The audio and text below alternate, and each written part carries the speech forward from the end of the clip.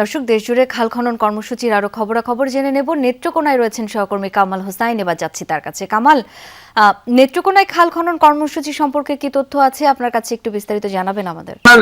দুর্গাপুর উপজেলার উত্তরাইল বাজার আছে, সেখানে অনেকটা খালের জায়গা এবং সড়ক বিভাগের জায়গা। আমি যদি দেখানোর চেষ্টা করি, সকাল থেকে তারা উচ্ছেদ অভিযান শুরু করেছিল। এই বাজারটিতে 35টি স্থাপনা তারা উচ্ছেদ করেছে। এখন পর্যন্ত এখানে খালের জায়গার মধ্যে সেই ভবনের কাজ কিন্তু তারা উচ্ছেদ চালিয়েছে। এই সড়কটির মোট 12 কিলোমিটার অংশ জুড়ে উচ্ছেদ অভিযান চালাতে হবে।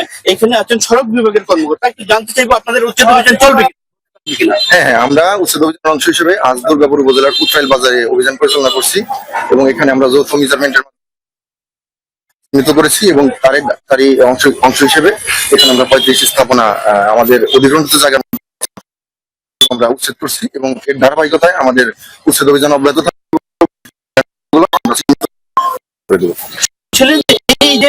এই যে এলাকার যে খালটি আমি যদি দেখানোর চেষ্টা করি, এই খালটি প্রায় 12 কিলোমিটার অংশ জুড়ে কিন্তু উচ্ছেদ হয়েছে, যেটি সকাল থেকেই আজকে তারা উচ্ছেদ অভিযান চালিয়েছে। এইখানে এই খালটি উদ্ধারের পর আমি এখানে স্থানীয় সংসদ সদস্য ব্যারিস্টার কায়েসার কামালের সাথে কথা বলেছি। তিনি জানিয়েছেন যে এটি খাল খনন করে তারা অচিরেই খাল খনন শুরু করবে। প্রথম পর্যায়ে তারা উচ্ছেদ অভিযান করছেন এবং পরবর্তীতে তারা এই খুব দ্রুত খাল খননের কাজ শুরু করবেন। এই পুরো জুড়ে কিন্তু স্থাপনা রয়েছে, যে স্থাপনাগুলো পর্যায়ক্রমে স্থানীয় প্রশাসন উচ্ছেদ করবেন বলে জানিয়েছে। কামাল, অনেক ধন্যবাদ আপনাকে।